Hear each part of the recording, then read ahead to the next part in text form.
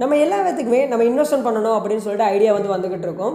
But every டேவும் நம்ம next பண்ணிக்கலாம் அப்படின்னு சொல்லிட்டு நம்ம என்ன பண்ணுவோம்னா நம்ம வெயிட் பண்ணி அதை தள்ளி போட்டுக்கிட்டே இருப்போம். அப்படி நீங்கள் தள்ளி போட்டுக்கிட்டே இருக்கீங்க அப்படின்னா உங்களுடைய நீங்கள் இன்வெஸ்ட்மெண்ட் பண்ணீங்கன்னா ஃபியூச்சரில் ஒரு கார்பஸ் அமௌண்ட் பில்ட் ஆகும் பார்த்தீங்களா, அதிலிருந்து உங்களுக்கு வந்து மைனஸில் லேக்ஸ்லையும் அண்ட் தௌசண்ட்லையும் என்ன ஆகிட்டு இருக்கு. அதாவது நீங்கள் இப்போ மந்த்லி 1000 rupees இன்வெஸ்ட்மெண்ட் பண்ணால் கூட ஃபியூச்சரில் அது வந்து உங்களுக்கு வந்து லேக்ஸில் வந்து நிற்கும்.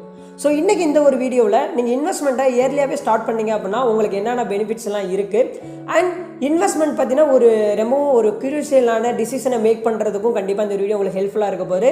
ஸோ வீடியோவை ஸ்கிப் பண்ணாமல் பாருங்கள், வாங்க வீடியோக்குள்ளே போயிடலாம். The important of starting early investment. அதில் ஃபஸ்ட் ஒன்று இருக்கக்கூடியது பார்த்தீங்கன்னா காம்பவுண்டிங். ஸோ காம்பவுண்டிங்கை பற்றி நம்ம புரிஞ்சுக்கிட்டோம் அப்படின்னா அதில் இருக்கக்கூடிய அந்த பியூட்டியை அண்டர்ஸ்டாண்ட் பண்ணிக்கிட்டாவே இன்வெஸ்ட்மெண்ட் வந்து நமக்கு ரொம்பவும் ஈஸியாக வந்து ஆயிடும். இன்வெஸ்ட்மெண்ட் பண்ணலாம்னு சொல்லிட்டு நம்ம மைண்டு என்ன ஆகும்னா நமக்கான ஒரு பூஸ்டப் வந்து கொடுக்கும். அதாவது காம்பவுண்டிங்கை பார்த்தீங்கன்னா இந்த ஒரு வீடியோவில் நம்ம கிளியராக வந்து நம்ம எக்ஸ்பிளைன் வந்து பண்ணியிருக்கோம். அதாவது இப்போ சிம்பிளாக ஒரு ஸ்டோரியோட பார்க்கலாமே. இப்போ நீங்கள் வந்து உங்களுடைய ஏஜ் வந்து பார்த்தீங்கன்னா 25 இருக்குன்னு வச்சுக்கோங்க. அதாவது உங்களோட 25 ஏஜ்லேருந்து 35 வரைக்கும் நீங்கள் என்ன பண்ணுறீங்கன்னா மந்த்லி 1000 rupees வந்து இன்வெஸ்ட்மெண்ட் பண்ணிக்கிட்டே வரீங்க. அது 15% ரிட்டர்னில் என்ன ஆகுதுன்னா எவ்ரி இயரில் வந்து காம்பவுண்டிங் ஆகுதுன்னு அசியூம் வந்து பண்ணிக்கோங்க. இப்போது உங்களுடைய இன்வெஸ்ட்மெண்ட் வேல்யூ பார்த்தீங்க அப்படின்னா 1.2 lakhs என்ன பண்ணியிருப்பீங்கன்னா நீங்கள் இன்வெஸ்ட்மெண்ட் வந்து பண்ணியிருப்பீங்க. அதே இது உங்களுக்கான ரிட்டர்ன் எவ்வளோ வந்திருக்கும் அப்படின்னா 1.58 lakhs என்ன இருக்கும் அப்படின்னா உங்களுக்கான ரிட்டர்ன் வந்து கிடச்சிருக்கும். இதை நீங்கள் என்ன இப்போ டோட்டலாக பார்த்தோம் அப்படின்னா நம்மளுடைய கார்பஸ், அதாவது அந்த இன்வெஸ்ட்மெண்ட் பண்ணதும் ரிட்டர்ன் வந்ததும் ஓவரால் டோட்டல் வேல்யூ பார்த்தோம் அப்படின்னா 2,78,678 rupees என்ன ஆகுதுன்னா நமக்கு வந்து வருது. இதை நீங்கள் என்ன பண்ணுறீங்க அப்படின்னா நெக்ஸ்ட்டு அதாவது ஒரு 55 உங்களோட ரிட்டையர்மெண்ட் பிளானாக இருக்குன்னு அசியூம் வந்து பண்ணிக்கோங்க. அந்த டோட்டல் வேல்யூவை நீங்கள் என்ன பண்ணிக்கோங்கன்னா நோட் பண்ணிக்கோங்க. அதை என்ன பண்ணுறீங்க அப்படின்னா அப்போ இருந்து உங்களோட இன்வெஸ்ட்மெண்ட்டை வந்து நீங்கள் ஸ்டாப் பண்ணிடுறீங்கன்னு அசியூம் வந்து பண்ணிக்கோங்க. உங்களுக்கு 35ல் நீங்கள் ஸ்டாப் வந்து பண்ணிடுறீங்க. நெக்ஸ்ட்டு உங்களுடைய ரிட்டையர்மெண்ட் பார்த்தீங்க அப்படின்னா 55ன்னு வச்சுக்கோங்க. அடுத்து நெக்ஸ்ட்டு என்ன ஆகுது அப்படின்னா கிட்டத்தட்ட ஒரு 15 வருஷம் நம்ம அதை வந்து எதுவுமே நம்ம பண்ணலை, பட் அப்படியே விட்டுரும். இது இன்னொரு சினாரியோவும் நம்ம எடுத்துக்கலாம். அவர் என்ன பண்ணுறாரு அப்படின்னா 35ல் என்ன பண்ணுறாருன்னா ஸ்டார்ட் வந்து பண்ணுறாருன்னு வச்சுக்கோங்க. 35லேருந்து 45 வரைக்கும் என்ன பண்ணுறாருன்னா இன்வெஸ்ட்மெண்ட் வந்து பண்ணுறாரு. அது 10 வருஷம் இயர்லி 1000 rupees அப்படின்றது பண்ணுறாருன்னு அதையும் வந்து பண்ணிக்கோங்க. இப்போ அவரும் அந்த 10 வருஷத்தில் என்ன பண்ணியிருப்பாரு, மந்த்லி 1000 பண்ணியிருந்தா கிட்டத்தட்ட 1.2 lakhs இன்வெஸ்ட்மெண்ட் பண்ணியிருப்பாரு. அதே இது அவருக்கு வந்து 1.58 lakhs வந்திருக்கும். ஓவராலாக டோட்டல் வந்து 2.78 lakhs என்ன இருக்குன்னா சம்திங் வந்து இருந்திருக்கும். இப்போ நெக்ஸ்ட் இவங்க எல்லாருமே என்ன பண்ணுறாங்கன்னா 55வது வயசில் மீட் பண்ணுறாங்கன்னு வச்சுக்கோங்க. இப்போது அவர் 25ல் ஸ்டார்ட் பண்ணி 35ஓட பண்ணிவிட்டு ஸ்டாப் பண்ணிட்டார் பார்த்தீங்களா, அவருடைய கார்பஸ் அமௌண்ட் வந்து கிட்டத்தட்ட 42 lakhsல வந்து இருக்கும். இவருடைய இது பார்த்தீங்க அப்படின்னா கிட்டத்தட்ட 8 lakhs சம்திங்கில் என்ன ஆகும்னா இருக்கும். ஸோ இதுதான் பார்த்தீங்கன்னா ஆக்சுவலாக காம்பவுண்டிங். நீங்கள் எவ்வளோ இயர்லியாக ஸ்டார்ட் பண்ணுறீங்களோ அவ்வளோ தூரம் உங்களுக்கான ஃபியூச்சர் கார்பஸ் அப்படின்றது காத்துக்கிட்டு வந்து இருக்கும். நெக்ஸ்ட்டு பார்த்தீங்கன்னா நீங்கள் இன்வெஸ்ட்மெண்ட் பண்ணாமல் இருந்தாலும் நீங்கள் ரிஸ்க் தான் என்ன பண்ணுறீங்கன்னா ஆக்சுவலாக வந்து எடுக்கிறீங்க. எப்படின்னா இன்ஃப்ளேஷன் அப்படின்ற ஒன்று வந்து இருக்குது, அதாவது பணவீக்கம் அப்படின்னு வந்து சொல்லுவாங்க. நீங்கள் உங்களோட மணியை இன்வெஸ்ட்மெண்ட் பண்ணாமல் உங்களுடைய சேவிங்ஸ் அக்கௌண்ட்லேயே வச்சுருக்கீங்க அப்படின்னா இந்தியாவில் ஆவரேஜாக இன்ஃப்ளேஷன் ரேட் பார்த்தீங்கன்னா 7%, அதாவது பணவீக்கம் அப்படின்னு வந்து சொல்லுவாங்க. அதாவது நீங்கள் மணியை அப்படியே வச்சுட்டு இருந்தீங்கன்னா உங்களோட சேவிங்ஸ் அக்கௌண்ட்டுக்கு எவ்வளோ இன்ட்ரெஸ்ட் கிடைக்கும்னு நினைப்பீங்க, அரௌண்ட் ஒரு 3%லேருந்து பிலோ அந்த இதுக்குள்ளே தான் வந்து கிடைக்கும்.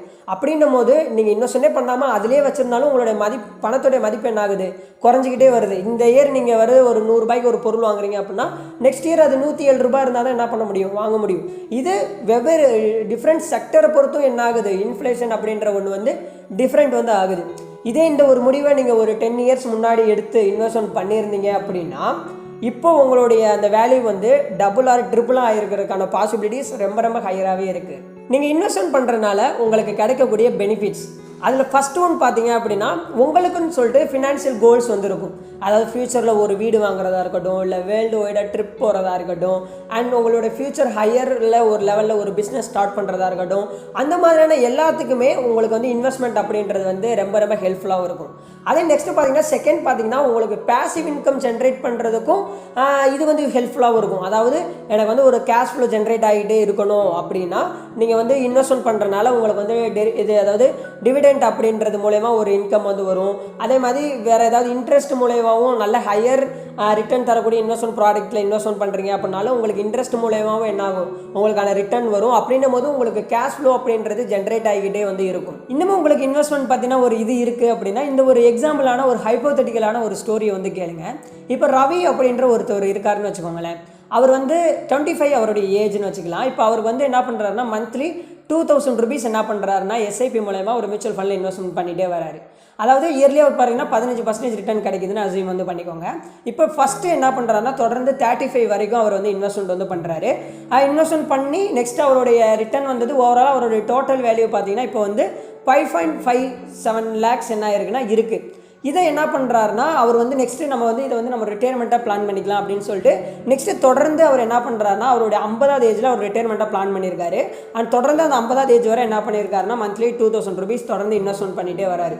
இப்போ அவருடைய இன்வெஸ்ட்மெண்ட் கார்பஸ் பாருங்கள் கிட்டத்தட்ட 65 lakhs அபோவ். ஸோ இதுதான் இன்வெஸ்ட்மெண்ட்டில் இருக்கக்கூடிய பியூட்டி அண்ட் காம்பவுண்டிங்கை பற்றின ஒரு அண்டர்ஸ்டாண்டிங் இருந்துச்சு அப்படின்னா இதனுடைய புரிதல் அப்படின்றது நமக்கு ரொம்பவும் பிரமாதமாக வந்து நமக்கு வந்து இருக்கும். ஓகே சபரி, நான் எப்படி இன்வெஸ்ட்மெண்ட்டை ஸ்டார்ட் பண்ணுறது, ஹவு டு ஸ்டார்ட் இன்வெஸ்ட்மெண்ட் அப்படின்னு கேட்டிங்க அப்படின்னா ஃபஸ்ட்டு ஒன்று வந்து ஸ்மார்ட் கோல் செட் பண்ணுங்கள். அதாவது நீங்கள் இன்வெஸ்ட்மெண்ட் பண்ண போகிறீங்கன்னா உங்களை நீங்களே கேட்டுக்கோங்க, நம்ம எதுக்கு இன்வெஸ்ட்மெண்ட் பண்ண போகிறோம் அப்படின்றது. அந்த இன்வெஸ்ட்மெண்ட் பண்ணக்கூடிய பிளான் வந்து ஷார்ட் டேர்மாக இருக்கா இல்லை லாங் டேர்மாக இருக்கா அப்படின்றத என்ன பண்ணிக்கோங்கன்னா பிளான் வந்து பண்ணிக்கோங்க. அடுத்து பார்த்தீங்கன்னா எடுத்தோன்னே ஒரு பெரிய அமௌண்ட்டில் தான் ஸ்டார்ட் பண்ணணும்னு கிடையாது. செகண்ட் ஒன் ஸ்மால் அமௌண்ட்டில் என்ன பண்ணுங்கன்னா ஸ்டார்ட் வந்து பண்ணுங்கள். மினிமமாக ஒரு 500 rupeesல கூட இருந்து என்ன பண்ணுங்கன்னா உங்களுடைய இன்வெஸ்ட்மெண்ட்டை ப்ராப்பராக பண்ணிட்டு வந்தீங்க அப்படின்னா அடுத்து next over the time period போகும்போது உங்களுடைய இன்வெஸ்ட்மெண்ட்டை என்ன பண்ணிக்கோங்கன்னா நீங்கள் என்ன பண்ணுங்கன்னா மோர் தென் கான்ட்ரிபியூட் பண்ணலாம். அப்படி மோர் தென் நீங்கள் கான்ட்ரிபியூட் பண்ணும்போது உங்களுடைய மணி வந்து மோர் தென் க்ரோ ஆகிறதுக்கான பாசிபிலிட்டிஸ் ஹையராகவே வந்து இருக்குது. நெக்ஸ்ட்டு தேர்ட் பார்த்தீங்க அப்படின்னா இதெல்லாமே பண்ணுறதுக்கு முன்னாடி ஒரு பேசிக்கான நாலேஜ் வந்து எடுத்துக்கோங்க.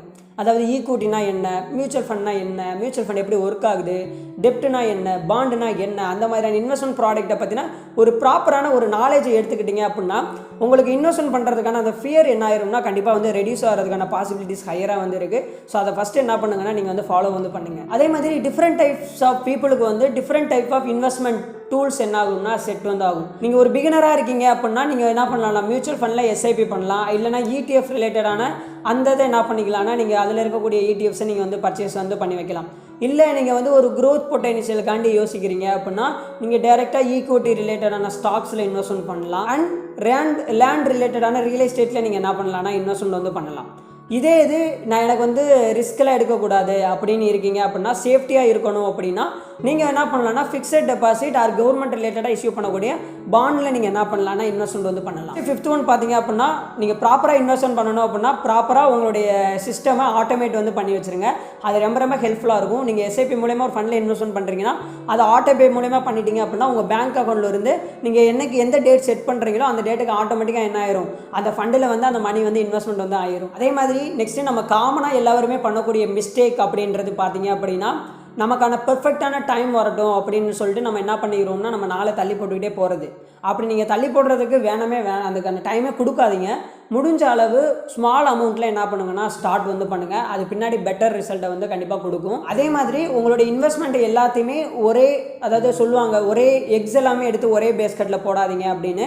அதை என்ன பண்ணுங்கன்னா கொஞ்சம் டைவர்சிஃபை பண்ணி நீங்கள் இன்வெஸ்ட்மெண்ட் பண்ணீங்க அப்படின்னா இன்னமும் உங்களுடைய ரிஸ்க் இன்வால்வ்மெண்ட் வந்து ரெடியூஸ் வந்து ஆகிறதுக்கான மோர் தென் பாசிபிலிட்டிஸ் வந்து இருக்குது. அடுத்து நெக்ஸ்ட்டு பார்த்தீங்கன்னா லேக் ஆஃப் பேஷன், பொறுமை அப்படின்றது நமக்கு இருக்காது. இன்வெஸ்ட்மெண்ட் அப்படின்றது ஒரு மாரத்தான் மாதிரி, அது வந்து ஒரு ஸ்ப்ரெட்டு கிடையாது. ஸோ நீங்கள் ஷார்ட் டேர்மில் மார்க்கெட் வந்து ட்ராப் ஆகுது அப்படின்னு சொல்லிட்டு உங்களை நீங்களே டிஸ்கரேஜ்டு பண்ணி என்ன பண்ணாதீங்கன்னா இன்வெஸ்ட்மெண்ட் பண்ணாமல் போகாதீங்க. அண்டர்ஸ்டாண்ட் பண்ணி நமக்கு உங்களுக்கு ஏற்ற மாதிரியான ஒரு கால்குலேட்டர் ரிஸ்க் எடுத்து என்ன பண்ணுங்கன்னா அதை வந்து ஃபாலோ வந்து பண்ணுங்கள். So that's it. இயர்லியாக ஸ்டார்ட் பண்ணுங்கள், கன்சிஸ்டன்சியாக பண்ணுங்கள் and educate your self.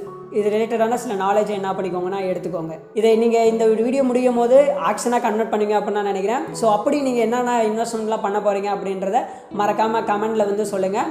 And don't forget like this video. So subscribe for more finance, personal development and personal growth ரிலேட்டடான வீடியோ தெரிஞ்சுக்கணும் அப்படின்னா மறக்காமல் நம்ம சேனலை சப்ஸ்கிரைப் பண்ணிக்கோங்க. And thank you so much for வாட்சிங். பாய்.